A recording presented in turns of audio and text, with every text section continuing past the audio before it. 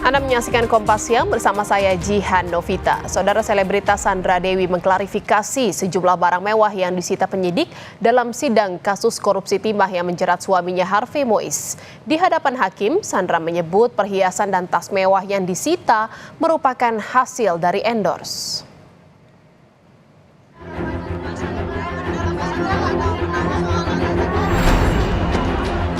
Kamis kemarin, selebritas Sandra Dewi jadi saksi sidang korupsi timah dengan terdakwa suaminya sendiri, Harvey Mois. Di muka sidang, hakim ketua mengonfirmasi barang-barang Sandra Dewi yang disita penyidik.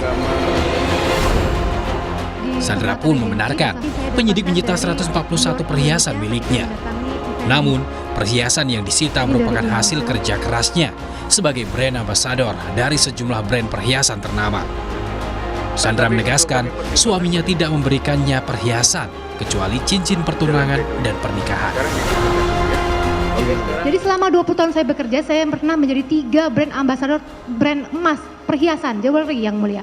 Palace Jewelry, UBS Gold, dan yang paling lama Sandra Dewi Gold selama jalan 6 tahun yang mulia. Yang mengendorse saya ada 71 dari Sandra Dewi Gold, 37 dari Maha Jewelry, kemudian ada 10 dari Treasure Luxury yang tokonya ada di Asa, kemudian juga ada perhiasan yang diberikan oleh PT Unilever Indonesia karena saya sebagai brand ambassador terlama mereka selama 8 tahun, dan ada juga perhiasan dari Walt Disney Southeast Asia, yaitu Walt Disney dari Asia Tenggara yang mengontrak saya sebagai brand ambassador Disney Indonesia. Ada satu emas batangan kecil yang diberikan orang tua saya. Berapa beratnya? Saya lupa. 50 apa 100? Saya lupa yang mulia. Pokoknya tidak ada yang diberikan suami saya kepada saya karena satu pun tidak ada. Ada yang mulia cincin kawin dan cincin pertunangan. Oh, gitu. Masih ada sekarang? Masih, mau disita saya nggak kasih. Sandra Dewi juga membantah jika 88 tas mewah yang disita jaksa dalam kasus korupsi suaminya adalah bagian dari tindak pidana pencucian uang. Sandra menyebut tas mewah yang disita adalah barang yang dititipkan oleh berbagai toko untuk dipromosikan di akun medsosnya. Di tahun 2014, ada lebih dari 23 toko-toko tas branded di Indonesia ini yang endorse saya, yang memberikan saya tas.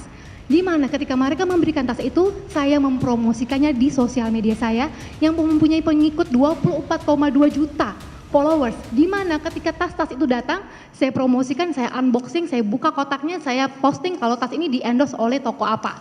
Ini sudah 10 tahun saya jalanin, ada ratusan tas yang mulia sebenarnya. Kalau di dalam dakwaan penuntut umum kan ada 88. 88. Tapi 88 betul, ya? tapi sisanya yang tidak saya pakai saya jual. Jadi tas-tas ini saya dapatkan, ketika saya pakai saya foto. Kemudian saya posting. Saat bersaksi, Sandra Dewi sempat menangis ketika ditanyai soal kondisi anaknya. Sandra menjelaskan kepada anak-anaknya jika ayah mereka, Harvey Mois, sedang menjalani wajib militer atau wamil sehingga tak bisa pulang.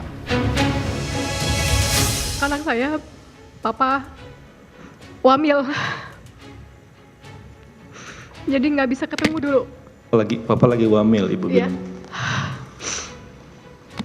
Ibu wamil dibilang wajib karena militer. anak saya taunya BTS yang mulia. BTS itu orang Korea, jadi mereka tahu orang Korea ini wamil, BTS itu wamil. Jadi saya bilang papanya lagi wamil.